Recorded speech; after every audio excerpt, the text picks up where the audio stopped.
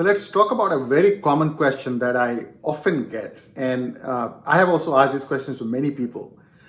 Based on my experience, let me try to answer this question. That is, should I join a startup or not? Well, that's a very wide and open question that needs so many things to be considered to answer this. First thing is like the other question, which is very common, is that I want to do MBA. And why MBA then? So similarly, why startups? Do you know what is the exact reason you want to go for a startup? Let me try to explain some of the reasons that people use or some of the reasons that people have of why they join startups. The first one is that people are bored. Yes, you heard it right. People are bored in their current jobs, and it looks like the startups are a flashy word, a new flashy thing that they can join, and it will change and fix everything. You have a bad boss today, you probably will fix in a startup because you are going to get people who are more innovative, open-minded. A lot of myth there. Second point, people think that if they go to startups, they are going to be a part of a bigger success story very soon.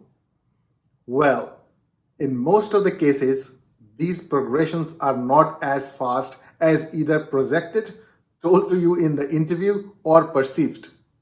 The startups might really take a long time before they see any success, and the chances of failure are really, really high. The third reason that people join startups for is that they want to learn. Now, if that reason and intent is genuine, that probably is a good positive reason to join startup. So now let me tell you the positive things about if you have a right reason such as learning. What does that translate into? What happens is when you join a startup, you will have, of course, lack of resources, limited people, and a lot of job to do. What this means is that you will end up doing a lot of job, a lot of things that is beyond your job description, and also pivoting into new kind of roles. That translates into a lot of learning, which is essentially a great thing.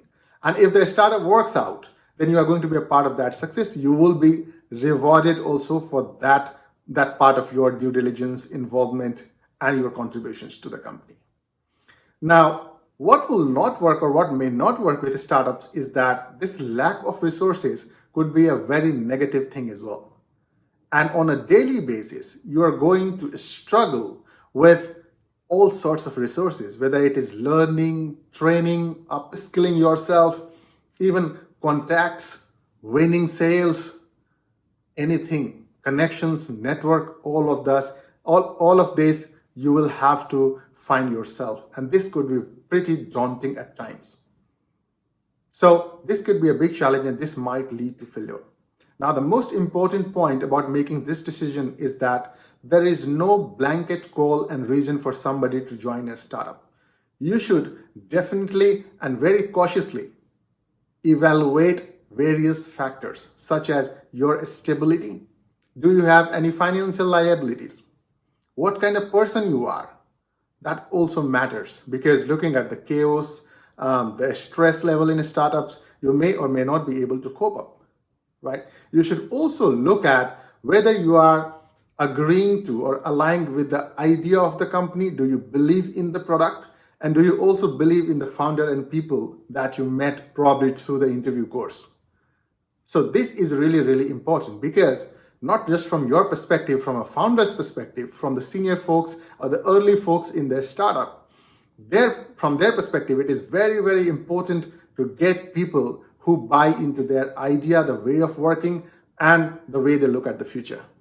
If don't, 100% you are going to fail into that startup. It's just going to be a matter of a couple of years and you will be weeded out, right? So it's very important that you align with the philosophy and people, and more so believe in the idea of the product as well.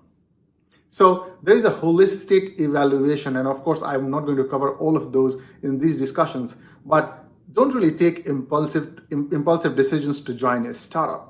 But at the same time, I also encourage people, especially who do not have liabilities, who do not have such as financial liabilities or any sort of situations that might not be very encouraging to take huge risks. at least experiment, right? And especially early on in your career, it is good to have experienced how a startup works, because even with the failure, you have a lot of things to learn that is going to help you tremendously in your longer term of a career, either with a bigger company, you work for a smaller company in future, or you may start your own company. So it's absolutely okay to work for startups. Do that evaluation, don't take impulsive decisions, and then, of course, believe in it when you are doing it.